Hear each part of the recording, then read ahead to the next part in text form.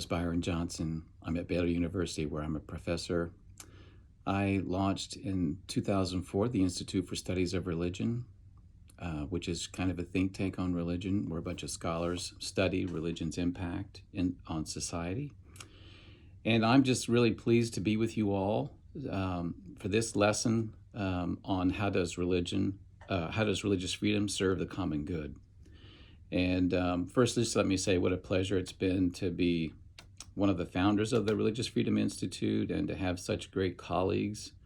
You won't find any better folks to work with than those that are at the Religious Freedom Institute. So it's a pleasure just to talk for a few moments today about how religious freedom fosters the common good.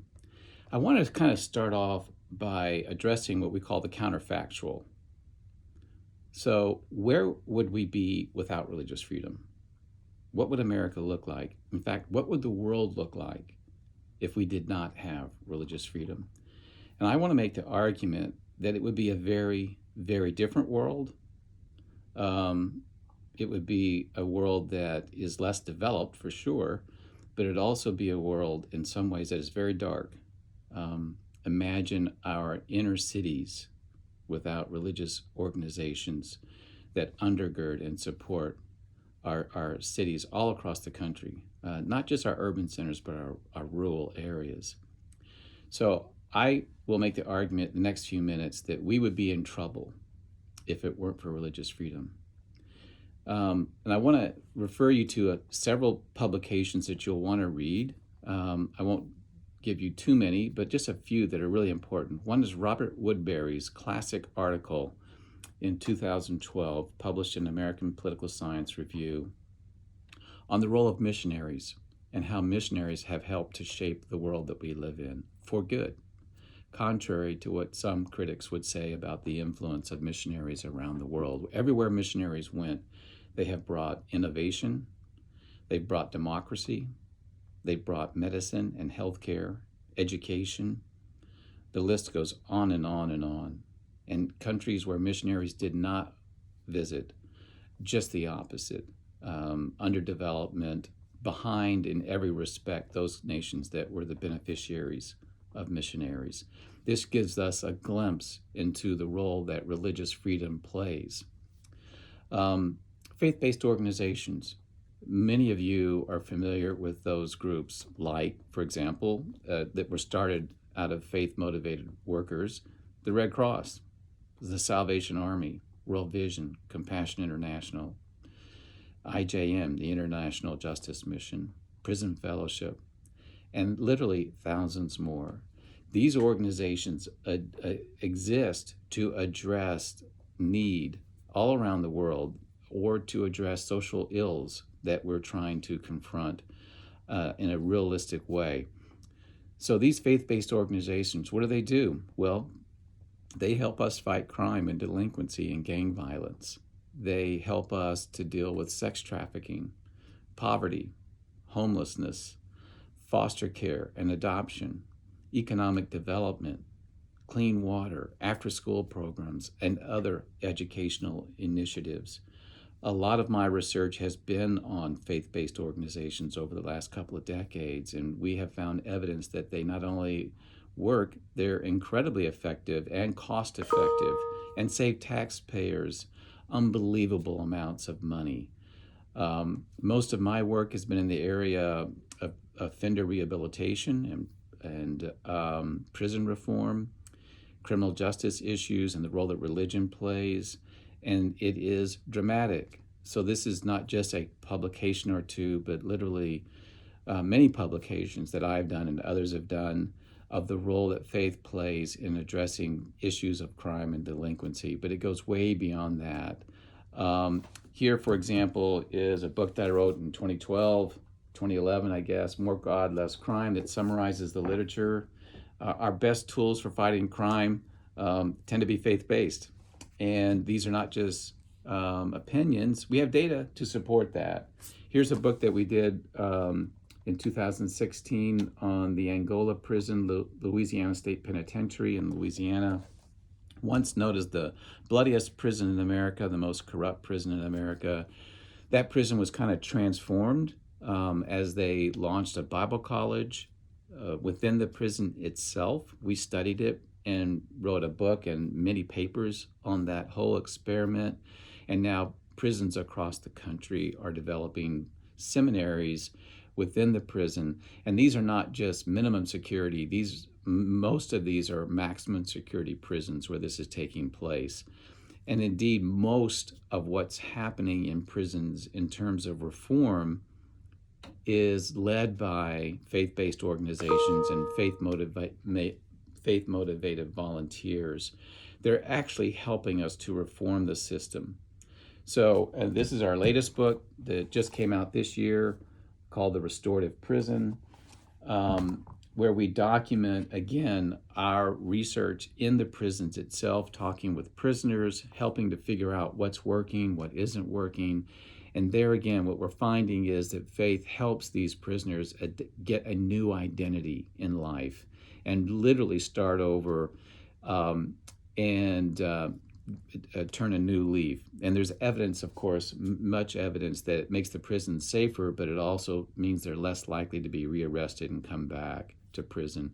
We've done many, many studies with Prison Fellowship over the years and now with Prison Fellowship International, and we're finding the same thing repeatedly, is that these programs are effective.